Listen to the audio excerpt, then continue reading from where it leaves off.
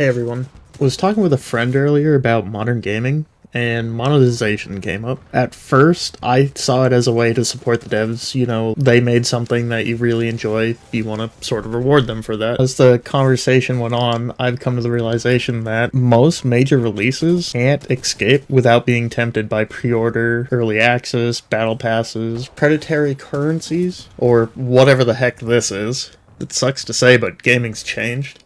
What I thought of as a joke in 2006 with Oblivion's horse armor has actually become a reality for AAA gaming, and it sort of leaves you wondering, what went wrong? Will this be able to continue? Titanfall was released in 2014, Titanfall 2 came out shortly after in 2016, and they were both good games. They did not receive poor critic reception. In fact, they were actually favorable, and they grew a cult following. As I've been putting in all my descriptions and so on, the timing of their releases wasn't the best. Specifically, Titanfall 2's timing. It was smack in between Call of Duty and Battlefield. Now, as a result, this meant that the game didn't meet EA's expectations. And so, a game which called back to the old days of earning/unlocking cosmetics and being primarily about gameplay first was pushed to the side and nearly forgotten, while more monetizable franchises thrived. A year after Titanfall dropped, Fortnite was released.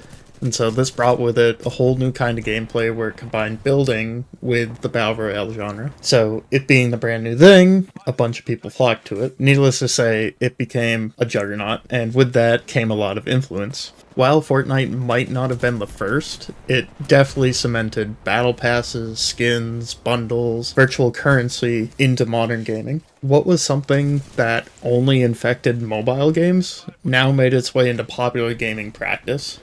While I wish Titanfall 3 is not influenced by these practices, I think it's already happened. And sadly, we may already have Titanfall 3.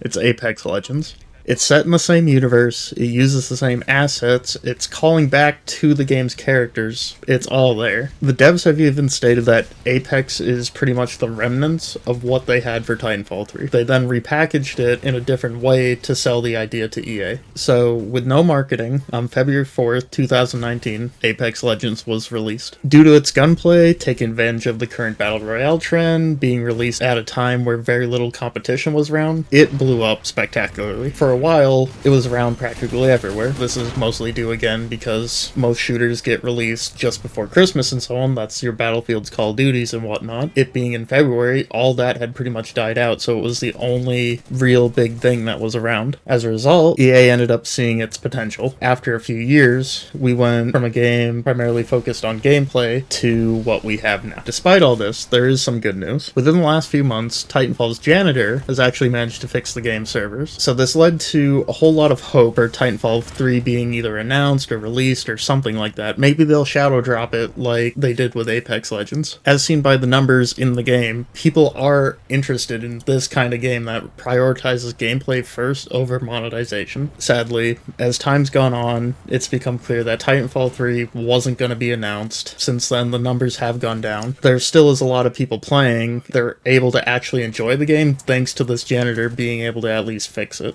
So what would this mean for monetization in Titanfall 3? Is it even possible for Titanfall 3 to be released alongside Apex? For me, I think it's possible, but at the moment, I really don't know what Titanfall 3 would even look like. I fear that a lot of the monetization practices will be pushed in to, air quotes, help make it marketable to investors. I am hopeful it won't need it because of Respawn Entertainment's catalog. So yes, Apex is heavily monetized, but if you look at their other games, so Star Wars Jedi games, you have Fallen Order and Survivor, what it looks like is these two games were made out of, let's say, pure passion or the want to just make a good game. Not from a place of, how can we monetize the player, but more so a place of, we want to make a good game. So this leaves me with the question of, what are your thoughts on Titanfall 3's monetization? Is it possible for them to release the game microtransaction free? Would they have to give into modern practices? Leave a comment down below, and I'll see you in the next one.